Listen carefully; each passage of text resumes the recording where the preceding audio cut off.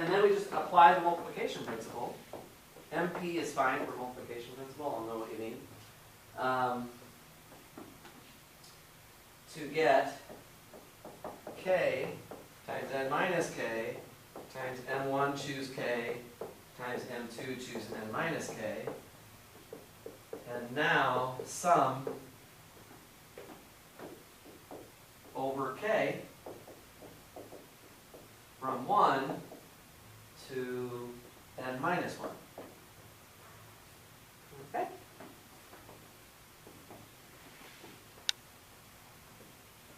There's lots of ways to write it up. Okay, so I don't want you to feel like, oh, you have to write it exactly how I wrote that. But you have to write a little essay, essentially. It's like a proof. Some of you got kind of creative on the homework with the stories you put together to describe right-hand side and left-hand side. You can be creative, just don't be too time-consuming. It's a test, you gotta go quick. So the typical things we're gonna use are committees of men and women, or balls of different colors. We had an example like that. What else have we used for our illustrations of these things? That might have been the main kinds of examples that we've looked at. On the sample midterm, I don't know how many of you have looked at that yet, but what I did for this is I actually gave people a choice.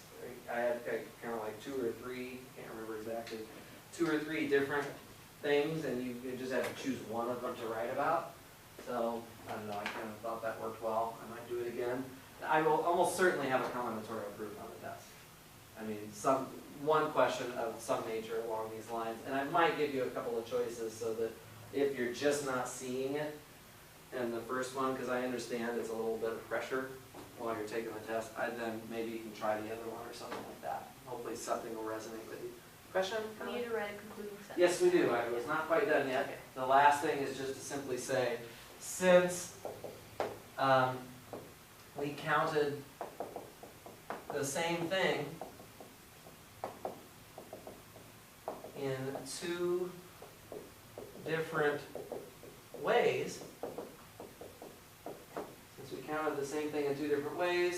the right-hand side must equal the left-hand side. So it's just kind of a final conclusion to the question.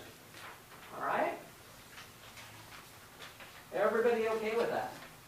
Yeah, Jessica. So for this specific problem, it didn't say combinatorial. Mm-hmm. Um, I like to not say things like that because I would prefer for you to have to figure that out. That's part of what I consider a mastery of the material, is being able to look at a question and say, oh, I know what tools we've learned apply to that problem. How would we know for this one that combinatorial would be appropriate, and then for the ones on the sample, that it wouldn't be appropriate? I don't remember which ones are on the sample, but... Well, there's one that says, prove that n plus 1 choose r plus 1 equals the sum from j equals r to n is j choose r.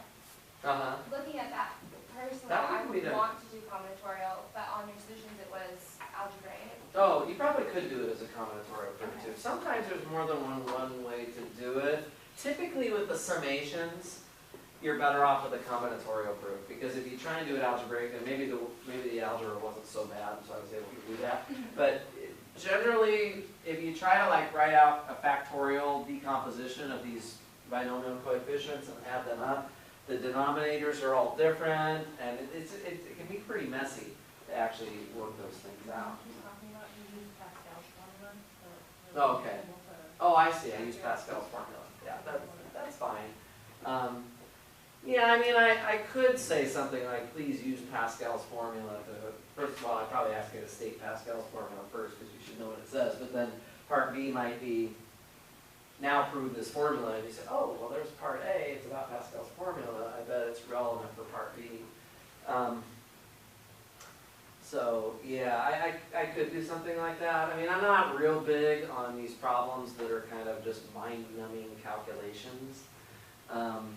You know, I'd rather do something a little more conceptual. But if I want you to solve a problem a certain way, I will specify, please use da-da-da-da to prove it. Okay, let's just get back to some nuts and bolts counting problems. All right.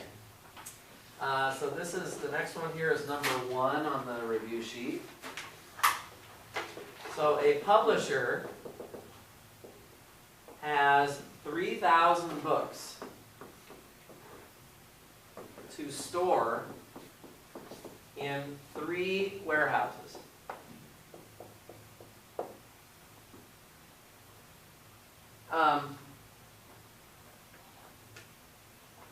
Quick question for you here, because this gets very tricky. Are the warehouses, I'm not going to say anything else about the warehouses. Are they identical or are they distinct? If I haven't said anything about it. Yeah, I mean, when you think of warehouses, you think of a physical storage space, right? So if I have 3 warehouses, then one of them is going to be at Placentia and Kramer, another one's going to be at Bastion Cherry, and another one's going to be in Anaheim or something like that, right? They're not. You can tell them apart based on where they are. Whereas the books, it's a little trickier because you could have 3,000 copies of the same book, or it could be 3,000 different books. So I'm going to explain whether the books are identical or distinguishable in a minute. But somebody was asking me at the review yesterday about the warehouses, and it's not mentioned specifically here, but they should be viewed as being distinct. If I really wanted to make it clear, I could say something like, a publisher has 3,000 books to store in a Walmart warehouse, a Target warehouse, and what other stores are there? Kohl's warehouse, whatever. And then you would know that that you're talking about 3 distinguishable warehouses. But if you have questions during the exam, like, oh, are we supposed to assume these are distinct or identical, you can come ask me, right? And if I feel like it's not something I can answer, I'll tell you that. But it may very well may be that I can clear it up for you what I actually want. Okay, so here's the question now. How many ways to do this?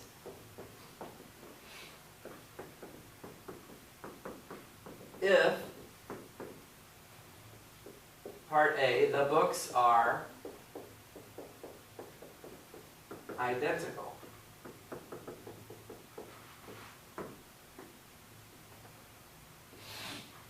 So all of the books are the same. So question for you here is, and this is where you have to be practicing a lot of these problems. What kind of a method are you going to use, Jenna, since I didn't pick on you yet, to do this kind of a question? Would it be stars and bars? Okay, it's good. Like the fruit example where all the pieces include everything. Right. So and what would be the stars here and what would be the bars? The stars would be the books. The 3,000 books. Would be the bars. Right. Well, so you need, how many bars would you actually have though? 2. Just 2 bars to just separate the 3 warehouses. That's exactly right. Okay, that's perfect. So we use stars and bars. So we have 3,000 stars and we have 2 bars. And are there any other constraints? No. So the final answer is 3,002, choose 2. That's it. Okay? Another way to think about this is it's really just solutions to this equation. X1 is how many books you're putting in the first warehouse. X2 is how many books you're putting in the second warehouse. X3 is how many books you're putting in the third warehouse. You're going to add those up. It has to add up to 3,000. So each Xi has to be a non-negative whole number. Right? So you've seen problems like this before too. So this is just rephrasing you don't really need the equation here. You can just go straight to the answer. But it's helpful to see that it does match up with the types of equations we've looked at before. Okay, part B is going to be the same question, except the books are going to be distinguishable. So every book is different.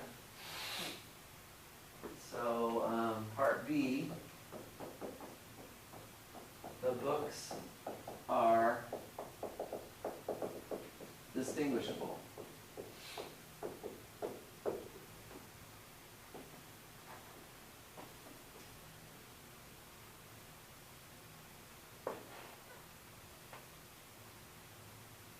How many people think they know the answer? Trenton? I'm not sure. That's okay. I would put 3 to the 3,000. Okay. Anybody, is that what everybody else was thinking? Yep. 3 to the 3,000. Can you just explain briefly? Because you're just saying each book has the choices that you can play. Okay, good. And that's what I'd want you to write down, just something like that. Each book has 3 choices for a warehouse. That's all you have to say, guys. I don't need a, 2-paragraph essay just to make me feel better about it. Right? It's just a quick little answer is great. 3 to the 3,000. So the books are choosing the warehouses really in the same way that the fire trucks were choosing the fires in that problem we did in the group work, which I think a lot of you studied pretty carefully. Okay, so that's going to be 3 to the 3,000. Can you think about it another way? Would it be possible to think about it as warehouses choosing books? Instead of each book sort of having 3 choices to choose a warehouse, can I think of it the other way around? The first warehouse chooses some books, then the second warehouse chooses some books, and then the third warehouse chooses some books. Can I do that? No. Why not, Peter? Some warehouse might not have any books.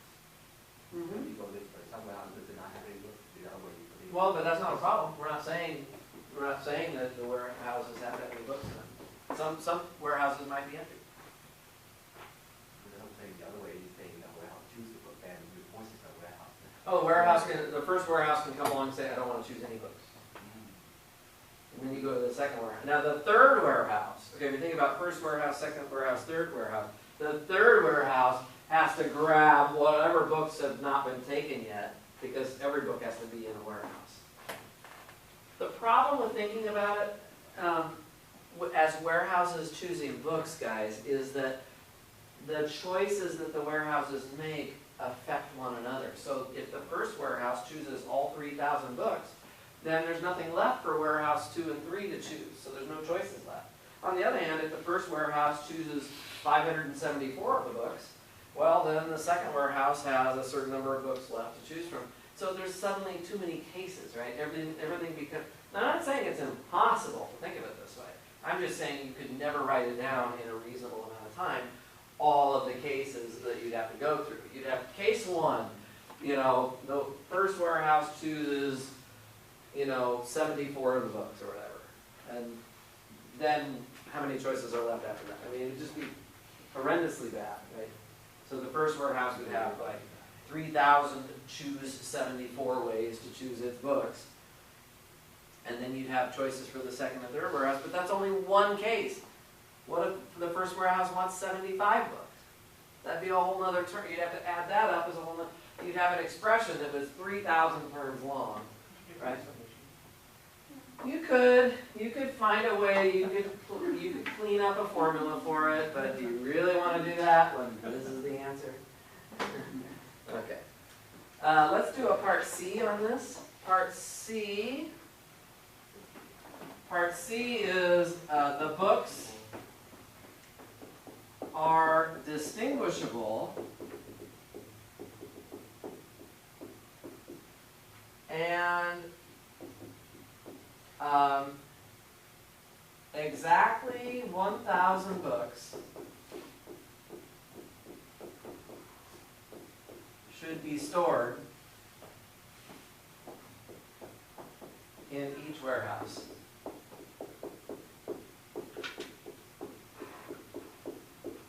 Okay, well now we're being very specific about how many books each warehouse should have. So we're not going to have 3,000 terms to add together. In this case, you almost can think of it as warehouses choosing books, right? So the first warehouse, there's 3,000 books available. It has to choose 1,000 of those, right? Now the order, by the way, does the order matter? No. Unless the question said something like, once the books make it into the warehouse, they must be alphabetically organized. They have to be put into some particular order. Then you're organizing the books within the warehouse.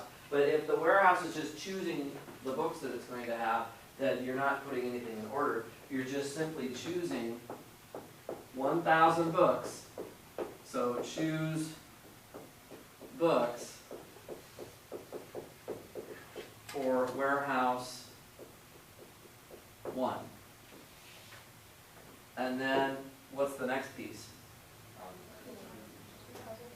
Out of the 2,000 books that are left, the second warehouse chooses 1,000 of them. So choose books for warehouse 2. And then finally, the third warehouse, you don't actually have to talk about it if you don't want to.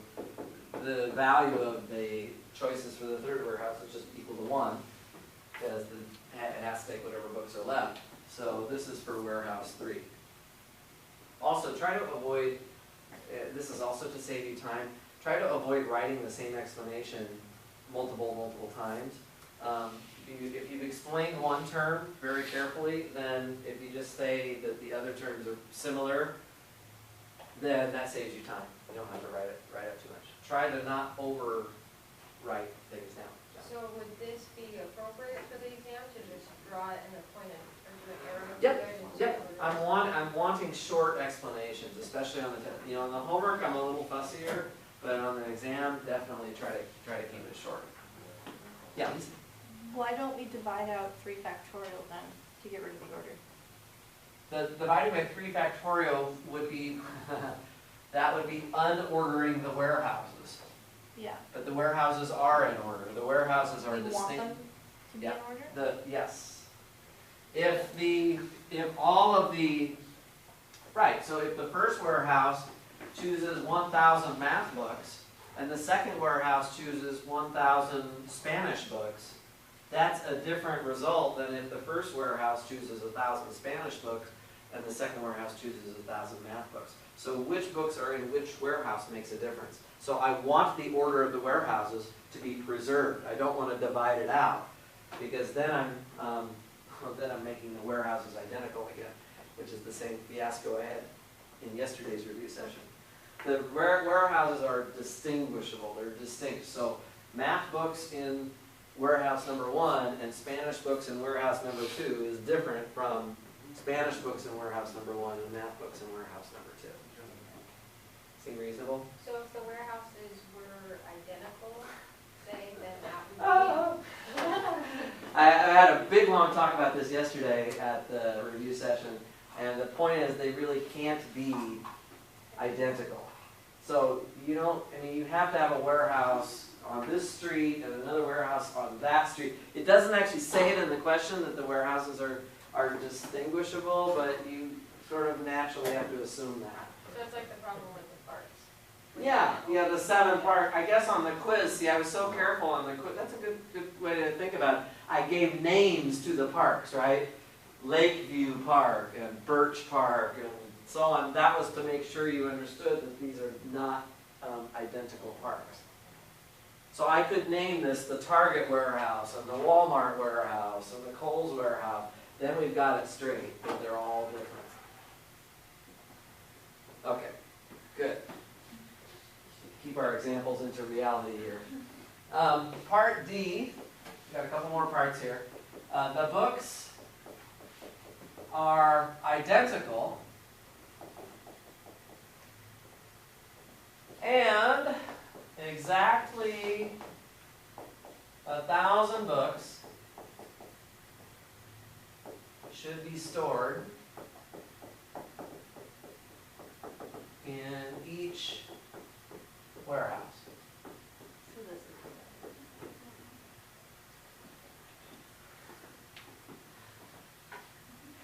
Hold on. I know you're excited.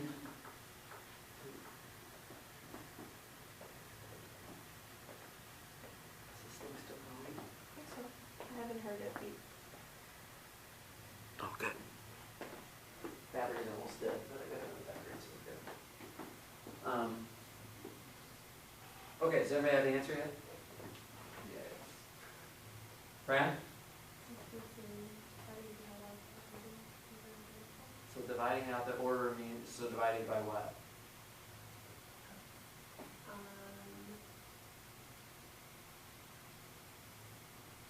Okay. Fran? I have 3,000 books want you to put 1,000 of them in warehouse number 1, and another 1,000 of them in warehouse number 2, and another 1,000 of them in warehouse number 3. And I don't care which warehouse you go to first, second, or third, or whatever. I just care how the books look after they've ended up in the warehouses. How many final configurations could you have?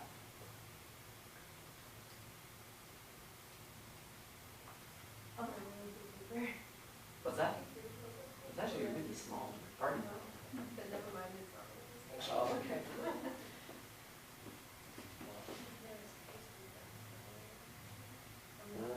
It's even less than that. What is it? One? It's one way. This is a trick question. It's only one way to do it. Because you're saying there's 1,000 books in this warehouse, there's 1,000 books in that warehouse, and there's 1,000 books in the third. If the books were all distinguishable, it would be different. Because then it would matter which book was in which warehouse. But you're just saying, how many ways are there for you to end up with 1,000 of the same books in each of those 3 warehouses? There's only one final outcome you can have there, which is 1,000 copies of the book in each warehouse. It's tricky. It's just a trick.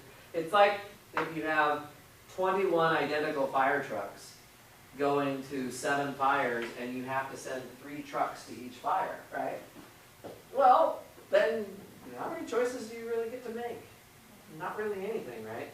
I mean, you could start thinking about, well, I could choose what order I dispatch the trucks in, but then I'm imposing something on the question that's not being asked about. In the same way here, I'm not saying what order the books are being put into the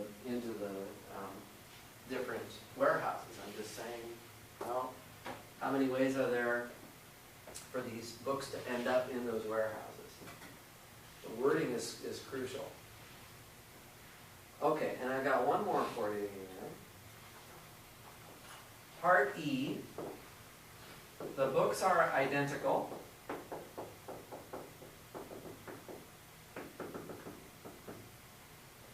And each warehouse holds at most 1,200 books.